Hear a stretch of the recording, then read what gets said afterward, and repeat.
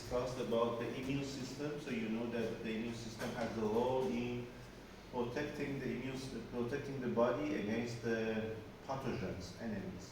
So please imagine that body is like a country, and there are several soldiers which protect the country against the enemies. So in this class, I would like to discuss about the disorders of the immune system.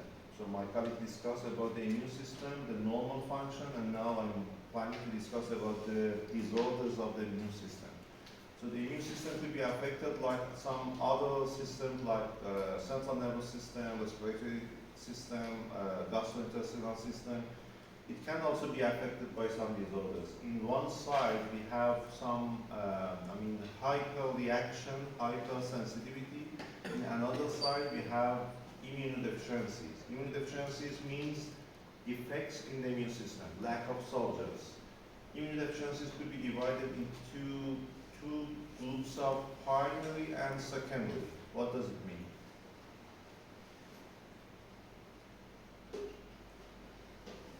Immunodeficiencies could be classified into two groups of primary immunodeficiency and secondary. What does it mean? What is primary? Deficiency in the innate immunity? Not innate. It means congenital. They have primary defects in the immune system. There are more than 500 different disorders. They are genetically, okay? So they have lack of soldiers, complement innate immunity from the beginning at early birth. What about secondary immunity? Adaptive anti-immune. Acquired. So it means that at the beginning, at birth, they have the immune system, but later on, the immune system could be diminished. So could you please provide me some examples of secondary immunodeficiencies? HIV. HIV is one of the good examples. So HIV just attack the CD4 positive cells and make defects. So they have soldiers protecting the body against HIV can't destroy the CD4, so this is secondary immunodeficiencies. What else? Secondary immunodeficiencies.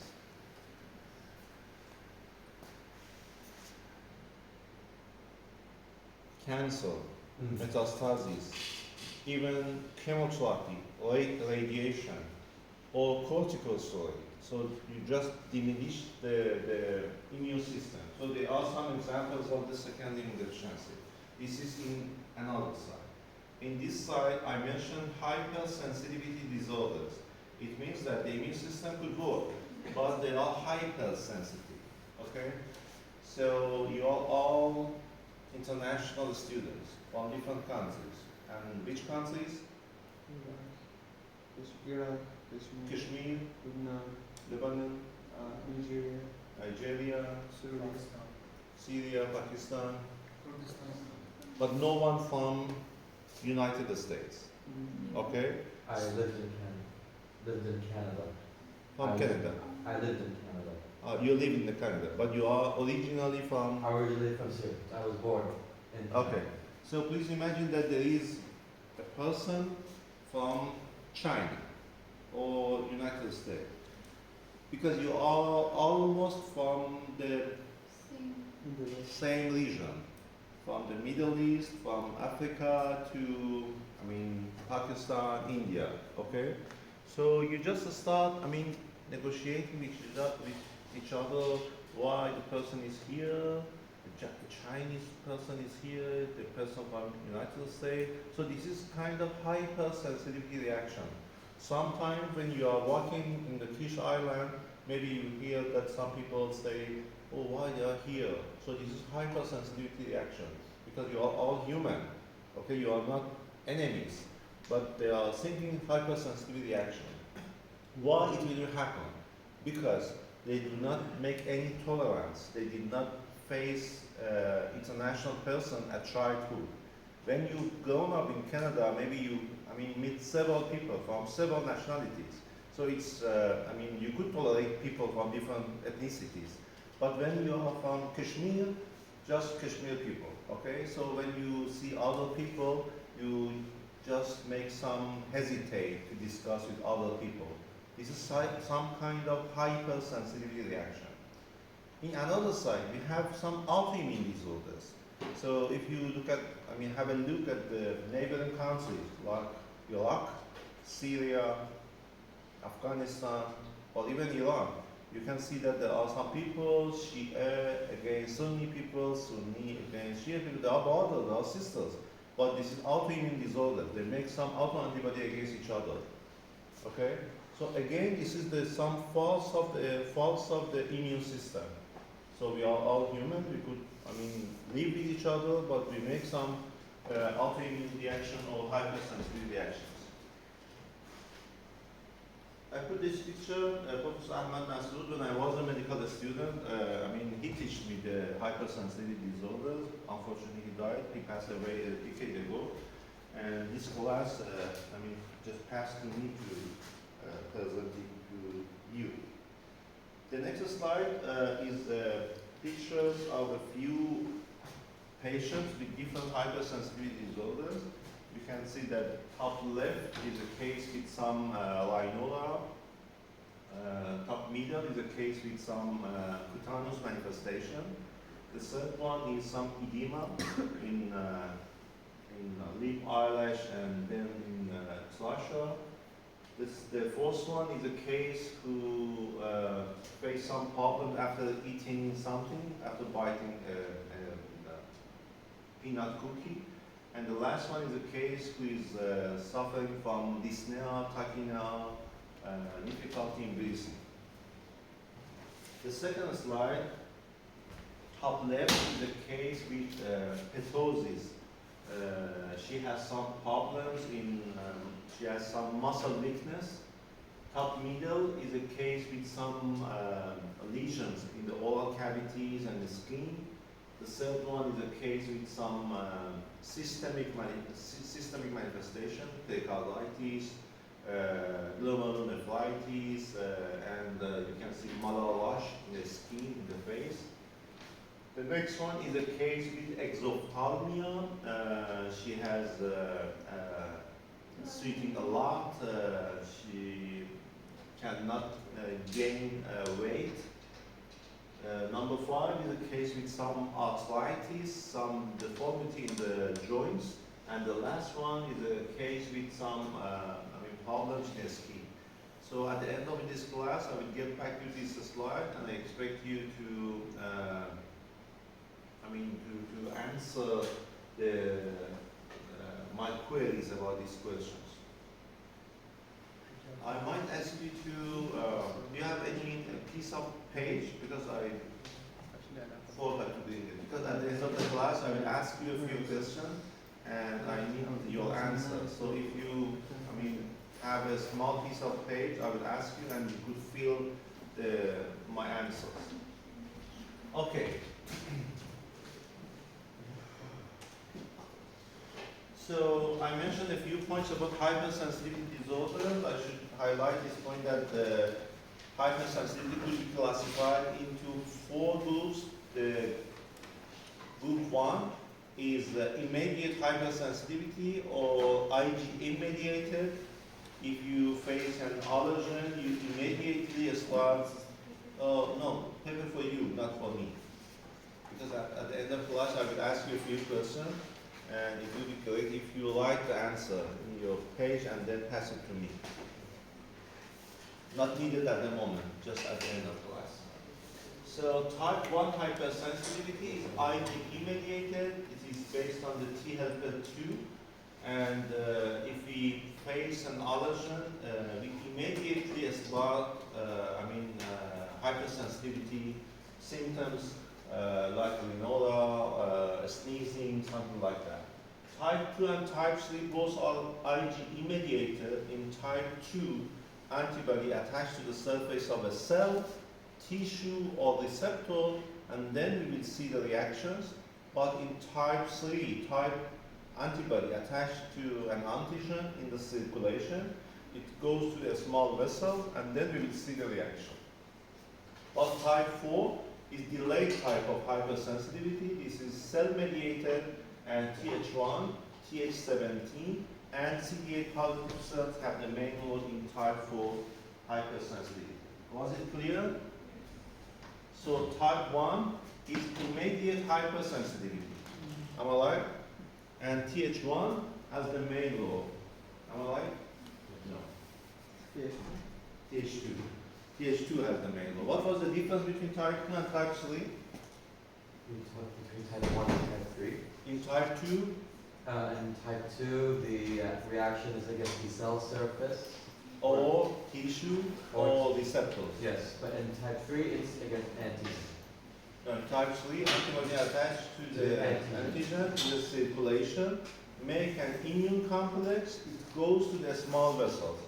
But in type 2, antibody attached to the surface of a cell, tissue, or receptor, and then make a reaction. And in type 4, I mentioned that TLP2, Th17, and CD8 positive cells have the main role. No.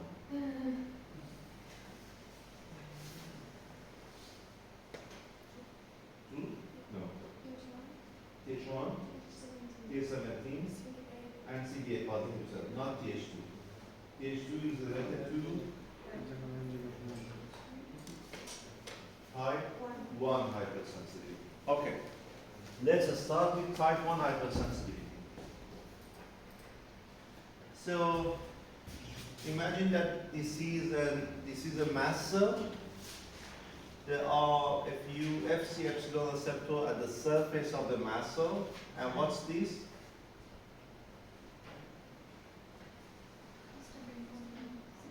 There are some vesicles, granule containing histamine. Okay? So IgE attached to the Fc epsilon receptor from the variable region.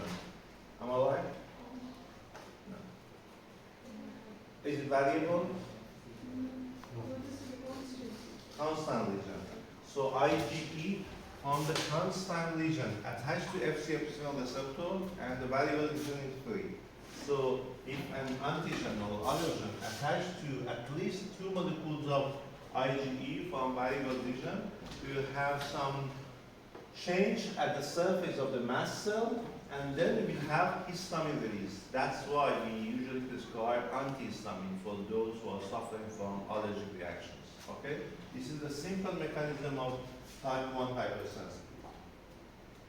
So it depends that the hypersensitivity reactions will be systemic or local. If it's systemic, we say this is anaphylaxis and this is emergency medicine, because the patients, might die in half an hour if we do not, just make a vein and get ABC for the patient. They will die because of the hypotension and bronchoconstriction. But the local form of allergic reaction, you say atopy.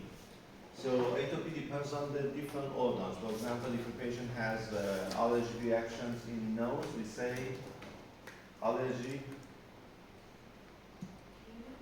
rhinitis, rhinitis, okay? In eye, conjunctivitis. In lung, bronchitis, allergic, asthma. What about the GI, gastrointestinal? Food allergy. So there are local form of the hypersensitivity, and the systemic form is anaphylaxis. Okay. It seems that pollen, food, and medicine are the most common form of allergens. You have now 2, 4, 6, 8, 10, 12, 14, 16, 18, 20. How many of you have experienced some kind of allergic rhinitis? Just 1, 2, 3, 4. How many of you suffered from some kind of food allergy, like kiwi, egg, nuts? None of you? So you are overlapping with the first group, so I will keep you. Still 4. How many of you have experienced some kind of a skin allergic reaction, like eczema, urticaria, and again not in the first group. So now 5. How many of you suffered from some drug reaction, like to penicillin, ampicillin, cotrimoxazole? No. Okay. 5 among 20. So it's 25%. So in the class, in your textbook, it has been mentioned that 1/3 of the population are suffering some kind of type 1 hypersensitivity. So it seems that this is the most common disorder. So I just asked you about the type 1 hypersensitivity, and 25% of this class have some kind of type 1 hypersensitivity. I didn't ask about type 2, 3, 4, some immune deficiencies, autoimmune disorders. So if I claim that immunological disorders are the most common form of disorders, I am not exaggerating. And as I mentioned, pollen, food, and medicine could be the most common form of pathogens. Okay, so please have a look at this diagram.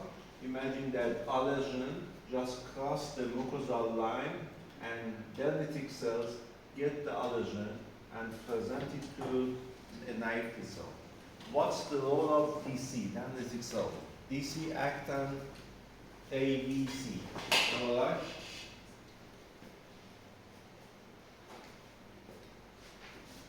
What's the role of DC, dendritic cell?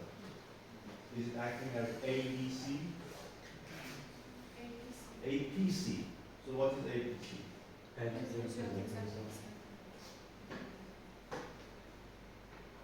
What is APC? I think you need to watch your and get back. Antigen presenting cell. So DC present antigens to naive T cell. Okay? Naive T cell just develop Th1 cell and produce IL-4. IL-4 stimulate the B cell to a plasma cell to produce IgE, and IgE attached to the Fc epsilon receptor via the constant region. Now the mast cell is sensitized. Am I right?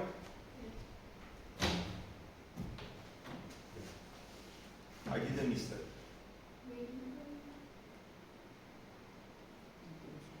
Would you like to repeat? Would you expect me to repeat it? Okay? Yeah. Once again. So allergen cross the mucosal line, DC, get the pathogen, they get the antigen as an antigen presenting cell and present it to a naive T cell. Naive T cell develop to Th1 cell and produce IL-4. IL-4 stimulate the B cell and make it proliferation and differentiation to a plasma cell. And plasma cell produce IgE. Then IgE attached to Fc epsilon receptor of mast cell via the constant region. And now the mast cell is sensitized. Am I right? Yes. No. There's no plasma cell, right? No, it's true. It's plus. T cell develops Th2. Exactly. Th2, not Th1. This is type 1 hypersensitivity. In type 1 hypersensitivity, I mentioned that we have Th2, not Th1. Okay? So the mast cell is now sensitized.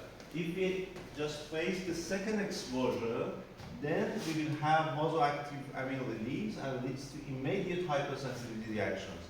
If you just cross from the street with some trees, you immediately start sneezing, rhinorrhea, but it continues for a few hours because of some cytokines. Okay. What will be the consequence of the, vasoactive amine release? It leads to vasodilation and hypertension. Okay? Am I right? It's a physics, like a tube. If the tube is getting dilated, You have the high pressure, so vasodilation and hypertension. Vasodilation, vascularly and hypertension, but bronchoconstriction. Okay? So you might see in some movies that the person who are suffering from asthma, they usually use salbutamol, blue spray. This is bronchodilator. Okay? So vasodilation, hypotension, but bronchoconstriction. And intestinal hypermotility could also be seen in those with type 1 hypersensitivity. Allergic diseases could be different organs, could be seasonal or perennial, based on the indoor or outdoor allergen. Allergic asthma, atopic dermatitis, urticaria. What's the difference between eczema and urticaria? What is urticaria? Have you heard of urticaria? No? In Farsi we say kahil. So,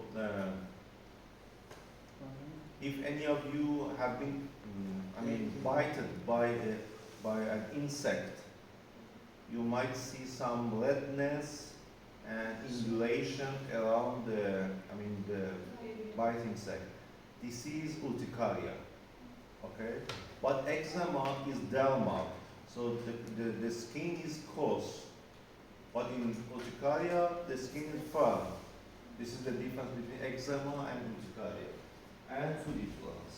It seems that hypersensitivity, both genetic factors and environmental factors have the role, and you know the difference between mast cell, basophil, and eosinophil. Do you remember? So the mast cell is matured in connective tissue, but basophils and eosinophils in bone marrow and go to the circulation. Okay.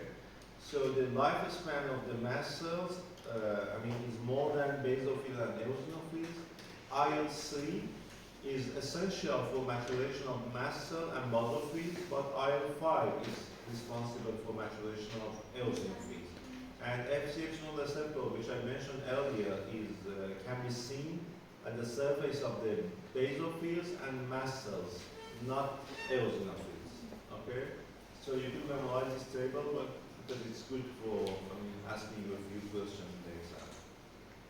Okay, so let's have a look at the first animation.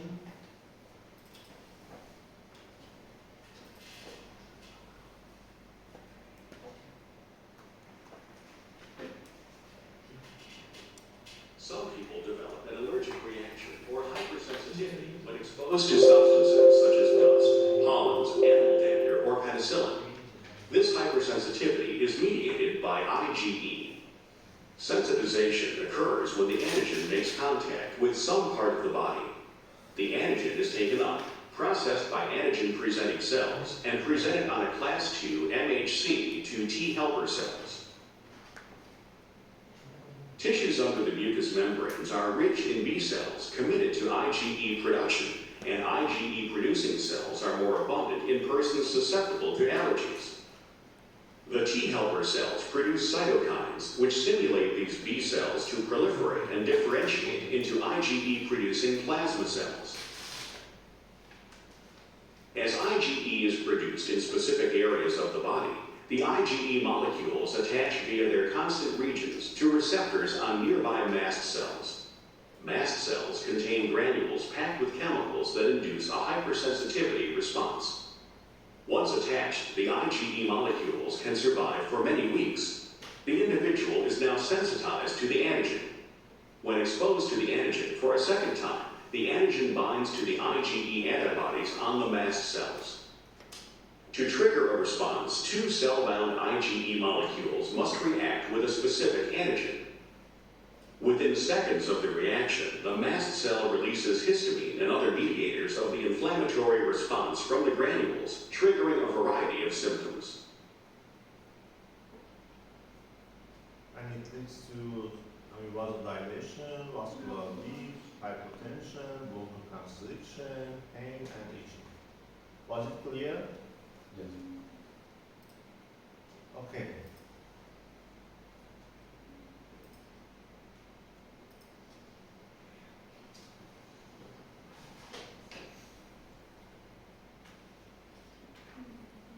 There's no need to answer all of them in the page. When I mentioned, you could fill the page. Otherwise, just answer to my question. the first question, IgE mediated hypersensitivity in type 1, there's no need to, I mean, just answer to me. No need to mention in the page, okay? So all of them are needed except APC, B cell, Ig antibody, mast cell, and neutrophil. Neutrophil and no walls. Okay. The second question. So the second question is my first question. So if you just have a page, please answer this one in the page. And in mechanism 3, antibody attached to the receptor and either stimulating or block it. Okay? So 3 mechanism of type 2 hypersensitivity. For the second one, inflammation for what? Will make Antibody attached to the surface of tissue, complement comes and make inflammation of tissue. Ah, okay. Okay? So let's start with first mechanism. I mentioned that this is opsonization and phagocytosis. There are 2 disorders like autoimmune hemolytic anemia. What is anemia? Less Lack of red blood Lack of cell hemoglobin. RBC. So what is hemolytic? Blood cells break. Black. And autoimmune. Okay, so we have autoantibody against RBC attached to the red blood cell, and then hemolysis, breaking. Okay, opsonization and phagocytosis. Another disorders, autoimmune thrombocytopenic purpura. What is purpura? Just some bleeding in the skin, small bleeding in the skin. We say purpura. What is thrombocytopenic? It's when we don't have enough platelets. Okay, platelet, thrombocytopenic. Okay, Platelets are and autoimmune. So autoantibody attached to the platelet, and then opsonization and phagocytosis, and then we will have thrombocytopenia. This is again first mechanism of type 2 hypersensitivity. And you know that the blood groups, am I right? You know that all of us have blood group A or B or C. Okay? No C. Okay. So you have, if I have blood group A, I should have anti-B. Okay? If I receive blood group B, I have blood group A, and I have anti-B. If I receive blood group B from someone else, anti-B just attached to the blood group B, and then you will have hemolysis. This is again first mechanism of type 2 hypersensitivity.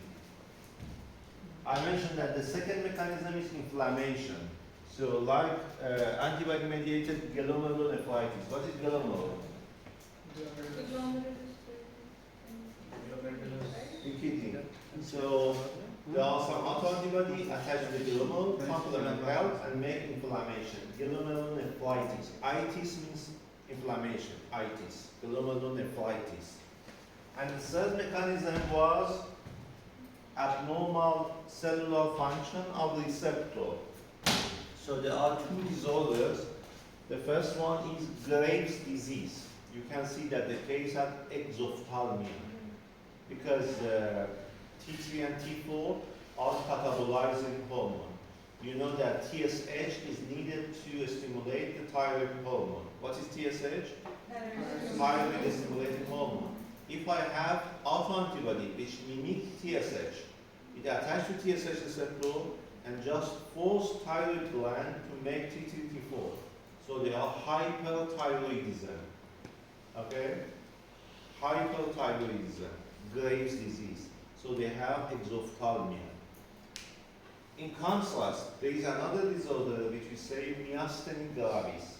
So autoantibody which mimic the acetylcholine, just attach to acetylcholine receptor at the muscles and block the ACTH receptor. So they have muscle weakness, ptosis. Was it clear? This is the third mechanism of type 2 hypersensitivity. Just attach to the surface of a receptor and stimulate or block it. There is another disorder which we mentioned, pernicious anemia. Have you heard about pernicious anemia? So what is this? Why B12 is deficient? We have intrinsic factor at the end of the, at the beginning of intestine, at the end of the duodenum. So if we have some autoantibody and block the intrinsic factor, B12 cannot be absorbed. So this is megaloblastic anemia. So I have one question from you. If you visit a patient with pernicious anemia, which one would you prescribe? Just B12 tablet or B12 tablet plus folic acid?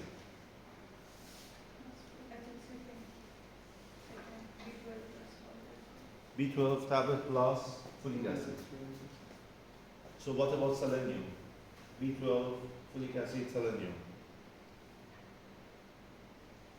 And zinc. You know, the people are getting happy to receive many drugs from a doctor. So why? Because it's from intrinsic factor, so we should give the patient a B12 injection, Injection, not tablet. not tablet. It's not the case. Because if you just prescribe B12 tablet, it cannot be absorbed because it's blocked. So once per month, we usually prescribe B12 injection. Okay? So it was the third mechanism. You might hear something about rheumatic fever. Have you heard about rheumatic fever? Haven't you experienced any streptococcal at childhood? No, none of you? And you have not heard about rheumatic fever. So if you are suffering from streptococcal, usually we say that you should receive penicillin. If not, because the streptococcus mimic the mitral valve, it leads to autoantibody attached to the mitral valve and make mitral regurgitation. So this is rheumatic heart fever. So let's have a look at this table to summarize the diseases of the type 2 hypersensitivity. The first one is autoimmune thrombocytopenic purpura and autoimmune hemolytic anemia. What was the mechanism? Opsonization and phagocytosis, I mentioned earlier. So, pemphigus vulgaris is a disease with some bullous lesion in oral cavity and the skin. Some vasculitis with postural syndrome leads to nephritis and lung hemorrhage, and acute rheumatic fever that I mentioned that it's again the type 2 hypersensitivity. Myasthenia gravis. In myasthenia gravis, we have autoantibody which attach to the receptor of TSH and block the TSH receptor. No, ACTH, right? Exactly, not TSH. ACTH and block. So what about Graves' disease? TSH and stimulate the TSH, stimulate the thyroid gland. This is hypothyroidism. So I mentioned pernicious anemia, and the last one is diabetes. So diabetes mellitus could be divided into two classes of type 1 and type 2. Type 2 diabetes could be type 2 hypersensitivity because they are insulin resistant. It means that the autoantibody just attached to the receptor and they have insulin resistant diabetes mellitus. It usually can be seen in adults, so that's why insulin is meaningless. You should just prescribe tablet. Okay? But in children with type 1 diabetes, we usually prescribe insulin injection. So type 2 diabetes could be type 2 hypersensitive. Doctor, should you remember all of this? Yes. Doctor, type 2 or type 1? Type 2 diabetes could be type 2 hypersensitive. Type 1 I will explain later. Okay. Let's have a look at the animation of type 2.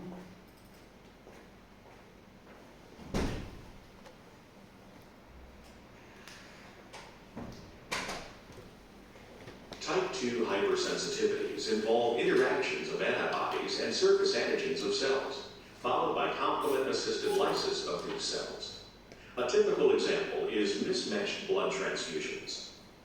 There are 4 different blood groups based on types of antigens on the surfaces of the red blood cells. People who are type A have A antigens, and those who are type B have B antigens on the surfaces of their red blood cells. Persons who are type AB have both A and B antigens, and those who are type O have neither A nor B antigens.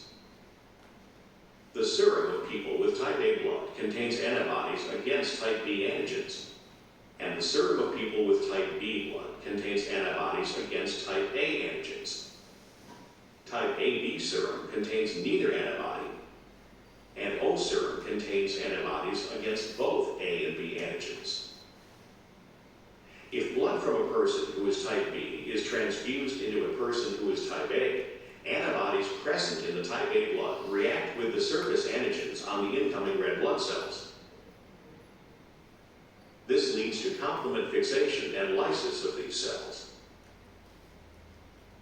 If blood from a person who is type A is transfused into a person who is type B, antibodies present in the type B blood react with the surface antigens on the incoming red blood cells. This also leads to complement fixation and cell lysis. Persons who are type O lack A and B antigens on the surfaces of their red blood cells and are therefore universal donors. Persons with type AB blood lack antibodies against A or B antigens and are therefore universal recipients.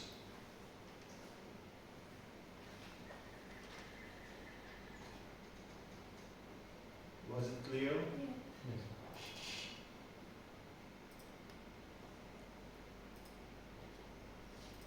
Okay.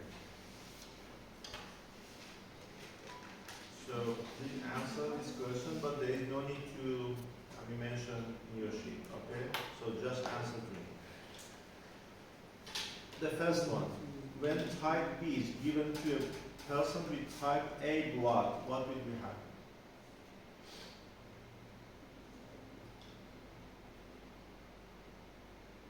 Which for F, D, or E, just A, B, or C. Which with A? 2. Which with B? 2. Which with C? So what about the other people? I changed my mind, it's BB. Please have a look carefully once again. I have a blood group A. I receive blood group B. What will be happen? Your antibody My anti-B attached to the B blood group. So which one is the correct answer?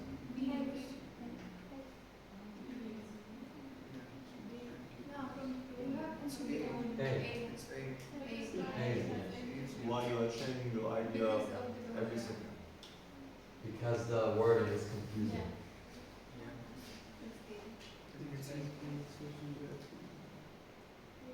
the anti-B antibody will be from the recipient because he has type A. So which one is the correct answer? A.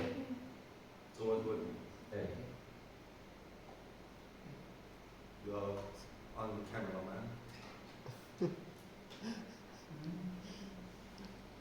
I think is A. A. Yes. So A is the correct answer because I mentioned I have blood group A, so I should have anti-B.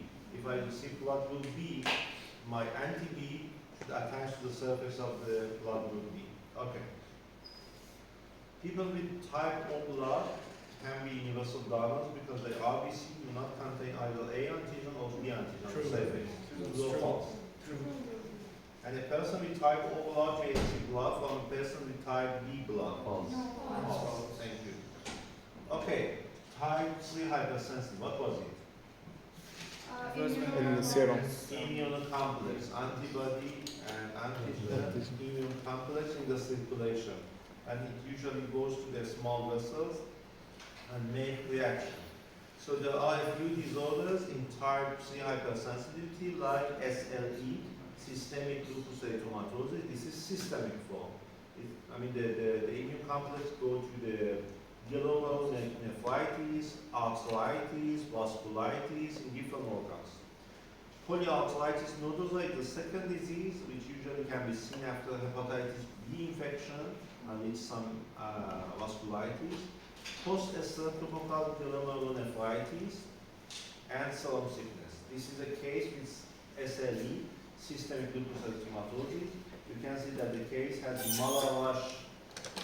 Can you see? It looks like a malar rash in the face. They have photophobia, they have pericarditis, glomerulonephritis, some vasculitis in different organs. And this is a case with polyarthritis nodosa after hepatitis B. It can be seen as vasculitis, and this is a case with serum sickness, which could be seen as vasculitis, nephritis, and arthritis, based on the reaction to an allergen. We have a term with the name of Artus reactions. I usually do not ask you in the exam, but you will have Ulum-Paye sometimes. They will ask such a question in the Ulum-Paye exam, because this is a term of localized form and experimental model of type 3 hypersensitivity. They just inject an antigen subcutaneously, and then they realize that it make an immune complex and make vasculitis. So this is experimental form of type 3 hypersensitivity. Ask you about the Artus reaction, so please remember that this is the localized form and experimental model of the type 3 hypersensitivity. So let's move forward with animation number 3.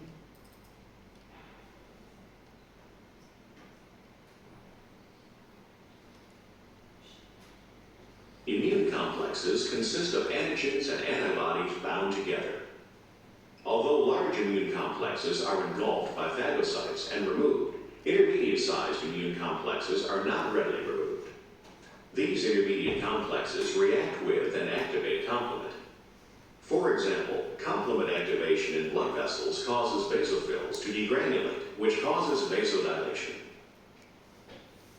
Immune complexes entrapped in blood vessels or other tissues, such as kidney glomeruli, activate complement, which attracts neutrophils and causes them to degranulate. Neutrophils release enzymes responsible for tissue damage. Was it clear? Would Can you like to repeat? see once more? Yes. Immune complexes consist of antigens and antibodies bound together. Although large immune complexes are engulfed by phagocytes and removed, intermediate-sized immune complexes are not readily removed. These intermediate complexes react with and activate complement. For example, complement activation in blood vessels causes basophils to degranulate, which causes vasodilation. Immune complexes entrapped in blood vessels or other tissues, such as kidney glomeruli, activate complement, which attracts neutrophils and causes them to degranulate. Neutrophils release enzymes responsible for tissue damage. Okay.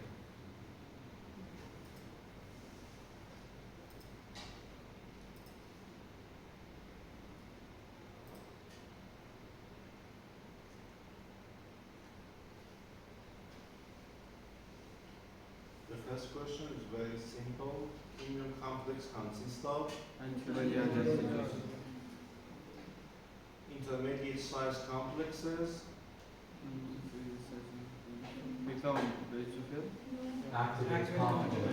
activate complement, and after complement activation, basophil may degranulate, causing vasodilation. True or false? True. True. Okay. Let's move forward with type 4 hypersensitivity. I mentioned that in type 4 hypersensitivity, Delay. Th2, Th17, and CD8 positive cells have the main role. Am I right? Am I right? Th1, Th2, and CD8 positive cells. Th1, Th17, and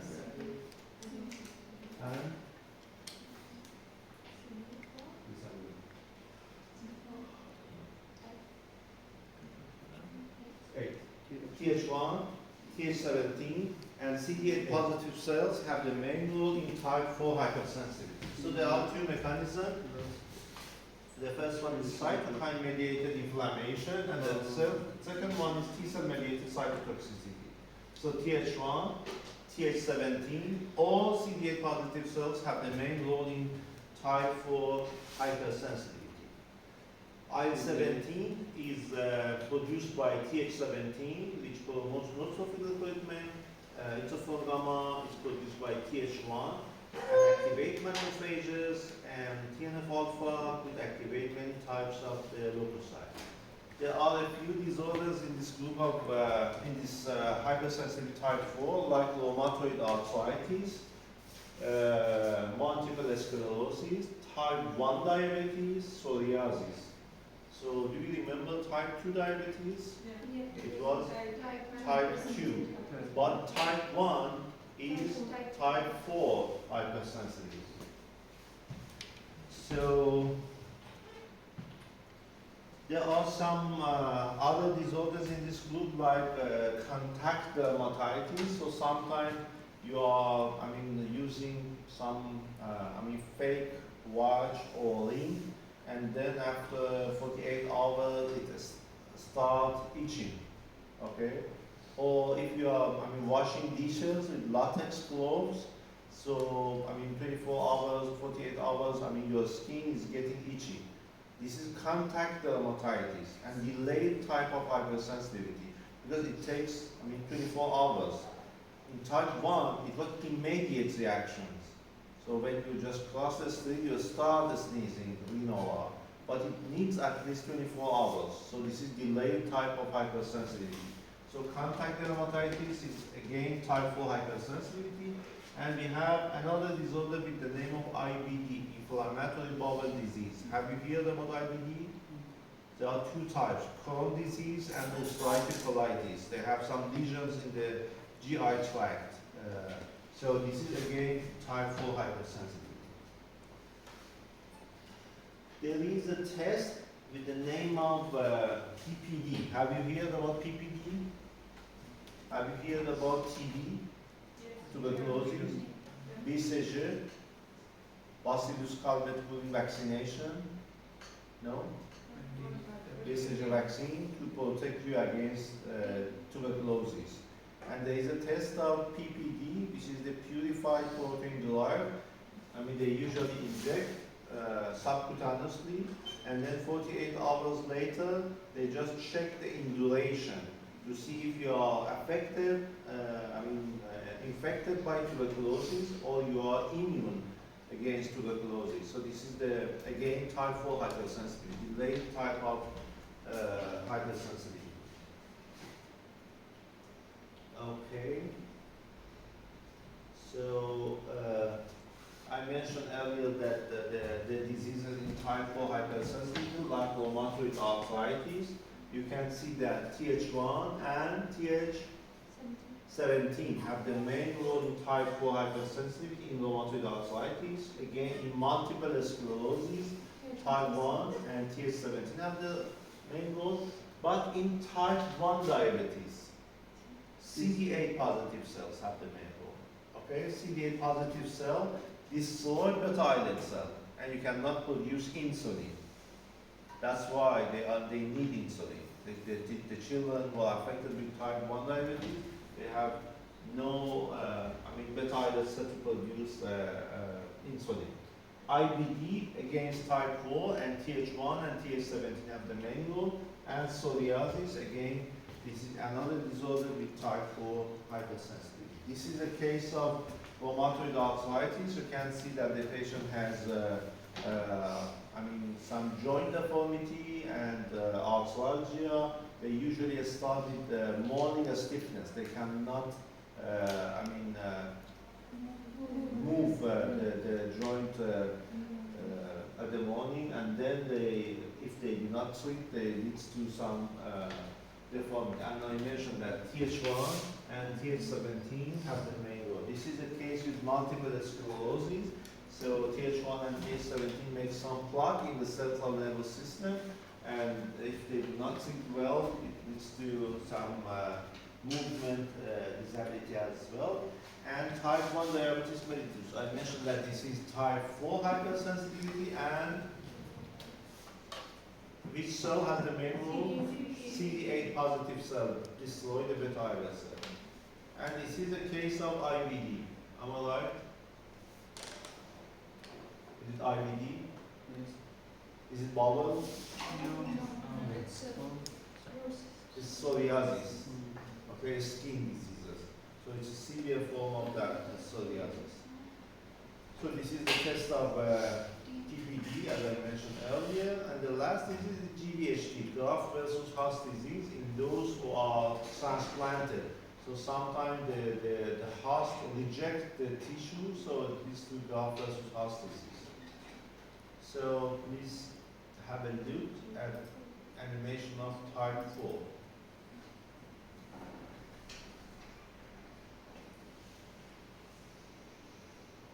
Harmful effects produced by the mechanisms of cell-mediated immunity are referred to as delayed hypersensitivity.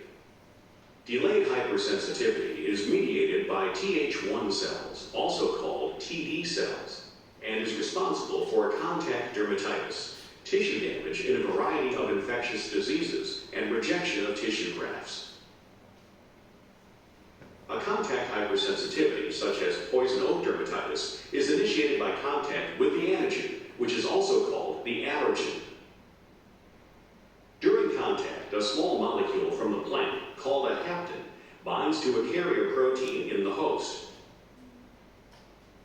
The carrier protein with bound hapten is ingested by a macrophage, and the hapten peptide is then presented on the surface of the macrophage on a class II MHC. Th1 cells with T cell receptors capable of recognizing the hapten peptide antigen interact with the presented antigen, become activated, and increase in numbers.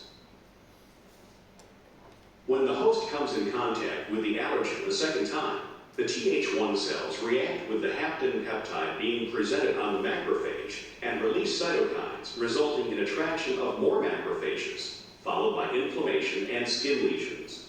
Characteristic skin lesions appear after 24 hours, reaching their peak at 48 to 72 hours after the second exposure to the plant. Was it clear? So again, we need second exposure. What? Could you like repeat it from halfway before? Could you repeat it from halfway before?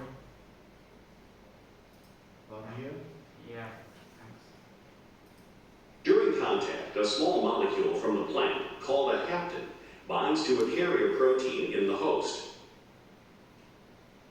The carrier protein with bound hapten is ingested by a macrophage, and the hapten peptide is then presented on the surface of the macrophage on a class II MHC.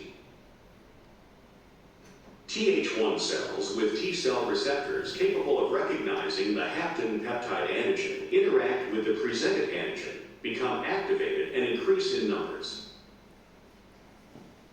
When the host comes in contact with the allergen the second time, the Th1 cells react with the hapten peptide being presented on the macrophage and release cytokines, resulting in attraction of more macrophages, followed by inflammation and skin lesions. Characteristic skin lesions appear after 24 hours, reaching their peak at 48 to 72 hours after the second exposure to the plant. Okay.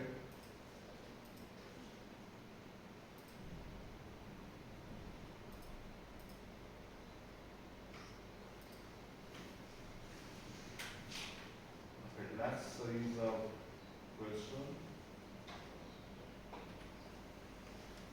So the first one is your second question. So you just fill the first one, am I right? Before we fill the first question. You just fill, yeah, you just fill the first one. Yeah. So this is your second question, and this is your third question.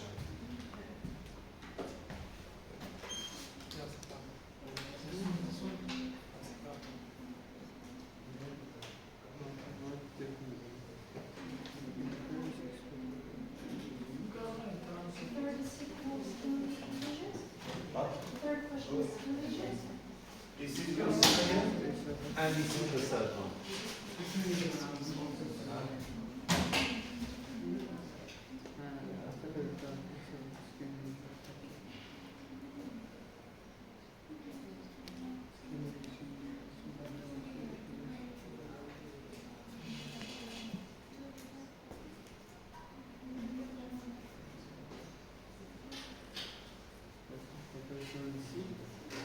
The first one, on first exposure to antigen, the cell become activated.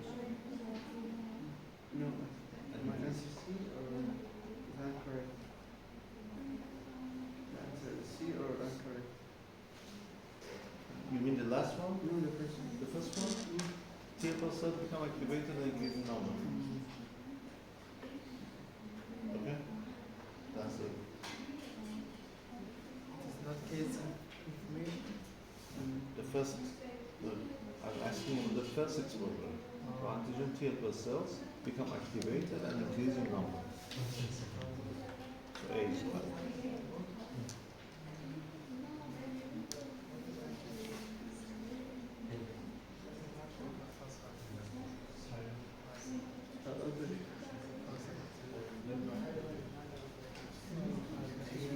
And this one, the last one?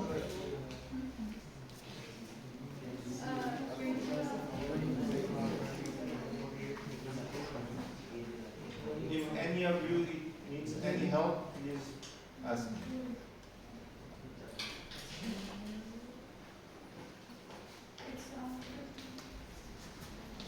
And this is the last question.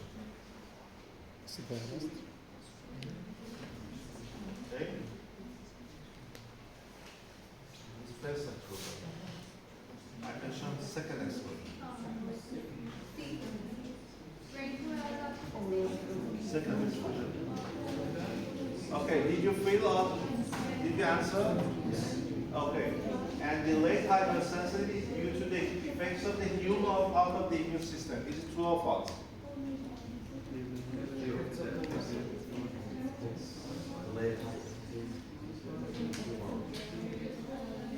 Is it true or false?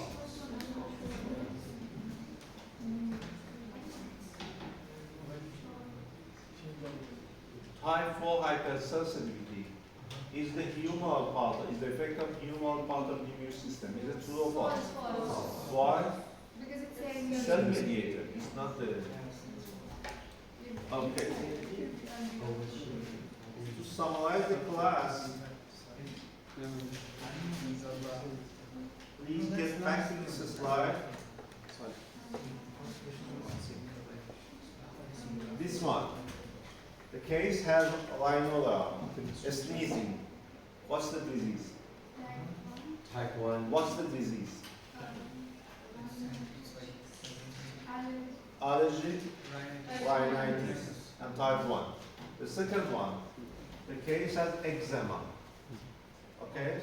Allergic Eczema. Okay, atopic dermatitis, eczema. Again, type 1. The third one, angioedema, and this is anaphylaxis. This is the systemic form of type 1 hypersensitivity. After you biting a few peanut cookie, the boy started some reaction. This is food allergy and type 1. And tachypnea, dyspnea. Type 1, 2. What's the disease? It's also type 1. What's the name of disease? Constrictive bronchitis, asthma. Asthma, allergic asthma. Okay. Top left.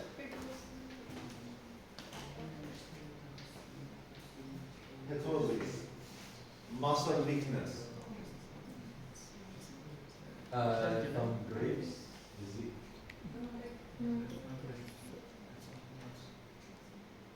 myasthenia Myasthenia gravis, and there is a type 2. 2 hypersensitivity, and the mechanism is abnormal physiologic response. So we have autoantibody which block the ACTH receptor. Top middle.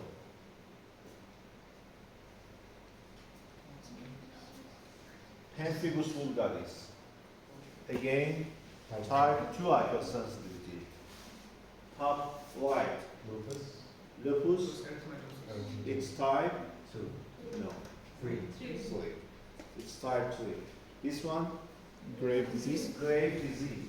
We have autoantibody against, It's type 2. autoantibody against TSH receptor and block the TSH receptor. No, No, no, but. stimulate the TSH. High not blood block it. alcoholism. And this is type 2. 2. This one. Arthritis? Rheumatoid arthritis, type 3. 4.